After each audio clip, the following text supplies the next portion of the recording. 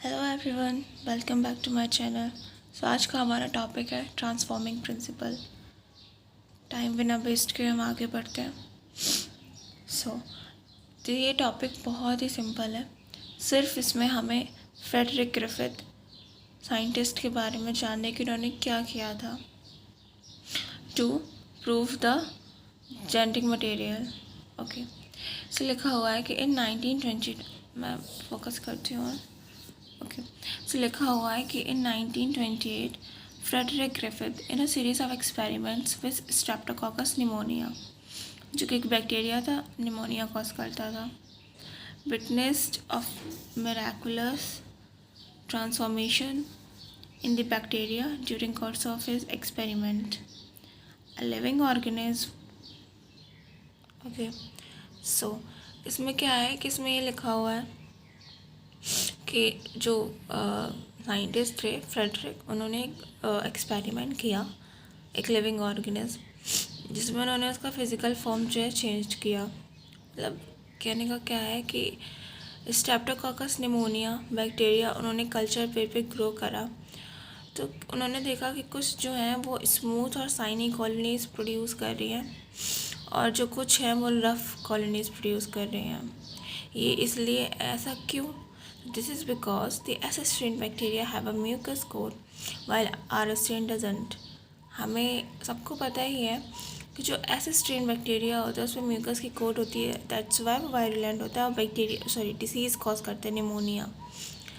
R strain में ऐसा कुछ नहीं होता। So, mice infected with the S strain die from pneumonia infection, but mice infected are not. तो मैं इसको बताती हूँ कि इन्होंने साइंटिस्ट ने क्या किया। इन्होंने ना एस स्ट्रेन को माइस में है इंजेक्ट करा, तो देखा इन्होंने कि जो माइस है वो डेड कर जाता है। फिर यहाँ पे आप रिएक्शंस देख रहे हैं। फिर इन्होंने आर स्ट्रेन को माइस में इंजेक्ट करा, देन माइस लाइव कर रहा था। ग्रिफिथ ने क्या किया, हीट किल्ड मेथड इन्होंने अपनाया। उन्होंने एस स्ट्रेन हीट किल्ड को इंजेक्ट करा, तो देखा कि माइस जिंदा है। तो उन्होंने सोचा क्यों ना हीट किल्ड को आर स्ट्रेन के साथ करवाया जाए। तो जैसा आप लास्ट रिएक्शन देख ही रहे कि उन्होंने माइस को इंजेक्ट किया तो माइस डाई कर गया। अब यहाँ पे कन्फ्यूज़न ये थी कि how is it possible, because S strain heat killed से माइस जो था वो ज़िंदा था और आर स्ट्रेन से माइस जिंदा था। तो जब इन दोनों कॉम्बो को हम इंजेक्ट कर रहे हैं, सो वाई माइस डाई। फिर उन्होंने इसका कंक्लूज़न दिया। क्या, आगे हम देखते हैं। यस, यहाँ पे अब उन्होंने ये कहा कि जो एस स्ट्रेन है उससे कुछ ना कुछ ऐसा था जो कि आर स्ट्रेन में गया था, तभी आर स्ट्रेन जो है वायरुलेंट बना।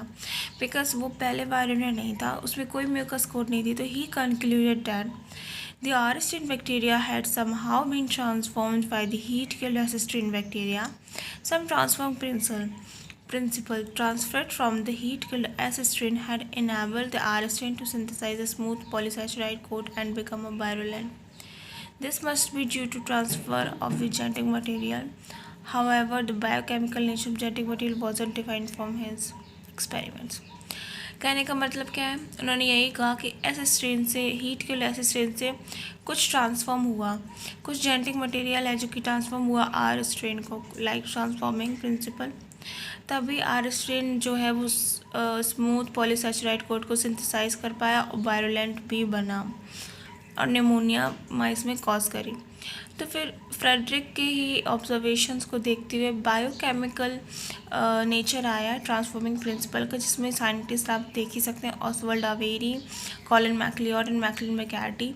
इन्होंने ये दिया, इन्होंने ये प्रूव करने के लिए कि जो डीएनए है वही ट्रांसफ़र हुआ था। बट ये उस अच्छी तरह से अपना मतलब प्रूफ नहीं कर पाए थे, तो कुछ साइंटिस्ट इसको एक्सेप्ट नहीं किए। तो इन्होंने क्या किया, 1933 से 44 के बीच में इन्होंने अपने एक्सपेरिमेंट्स किए। इन्होंने बायोकेमिकल्स को प्यूरिफाई करा।